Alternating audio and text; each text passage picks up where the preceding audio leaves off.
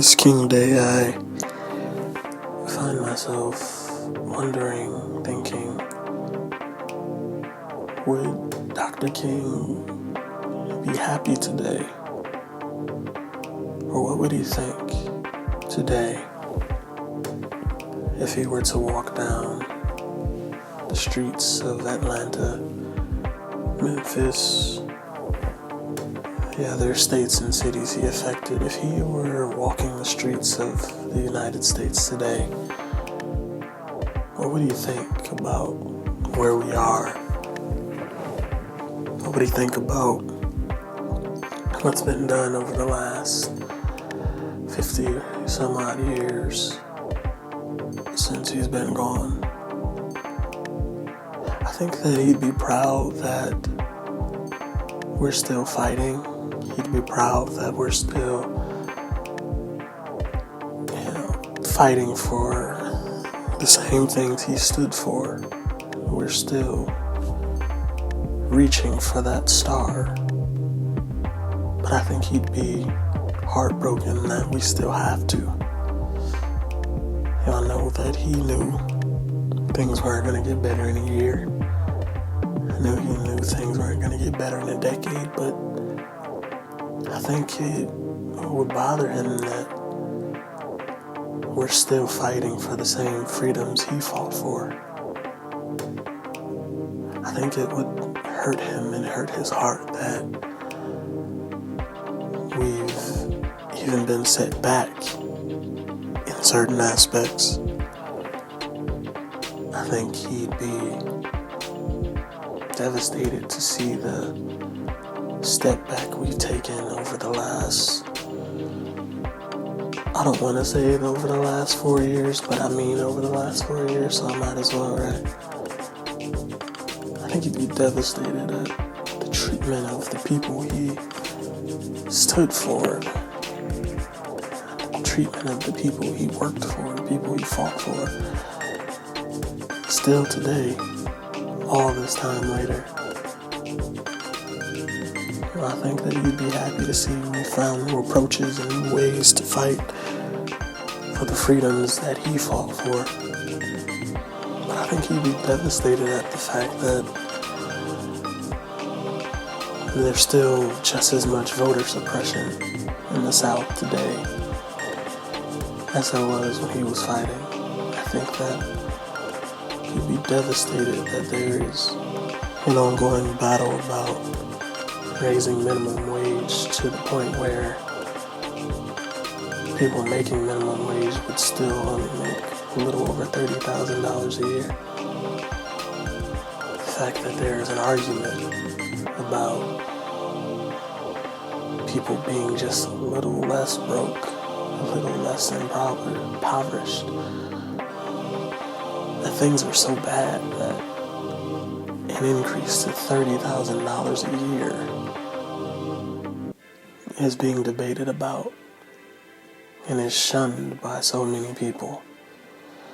I think that he'd be devastated at the fact that there are kids in cages, immigrants, who have no way to get home, no way to get here to make a new home, and their families won't be able to get to them.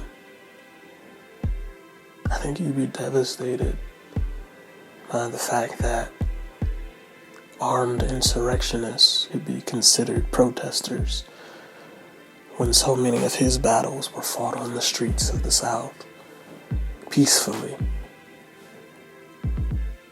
That they would be and end up in the same category as the civil rights movement, of his movement that was peaceful at all times.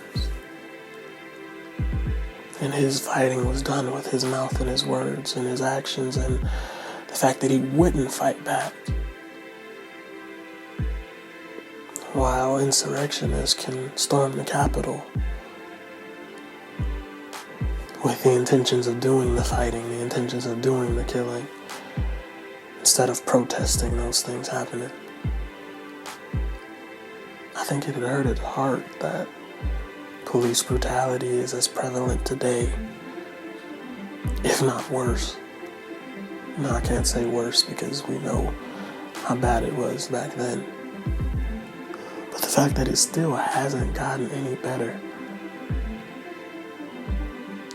and that when we fight for it to get better, they seem to make it worse. So I know he'd be encouraged to see that we haven't given up, to see that we still take to the streets, to see that we speak our minds, to see that we don't stand for being mistreated anymore. We don't stand for being second-class citizens in a nation that we built. I know that he'd be happy to see that the spirit of what he and so many others did back in the 60s is felt every time that we set out to march and protest for better, for equality that we still somehow haven't reached. So I know today we're going to see a whole lot of black and white pictures and see the same quotes from the same people and the same organizations that don't necessarily align with the things he fought for. To that I say, don't just post a picture today when the other 364 days of the year, your life and your actions run completely opposite to what he stood for.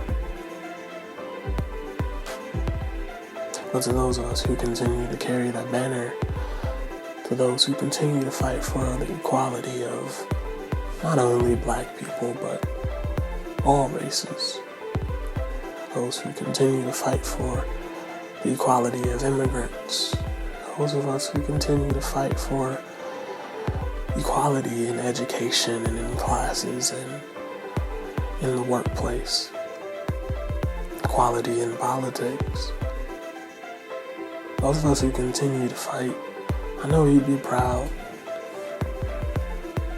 but I know that he'd be hurt that we still have to fight. But as he said, he's been to the mountaintop. He's seen what we're fighting for. He's seen the end result. And I pray that we continue to fight. That his day is celebrated as a day that we all aspire to continue to fight and continue to work and continue to be peaceful, continue to hold up the banner that he held high for so long, continue to keep his legacy alive in our words and our actions,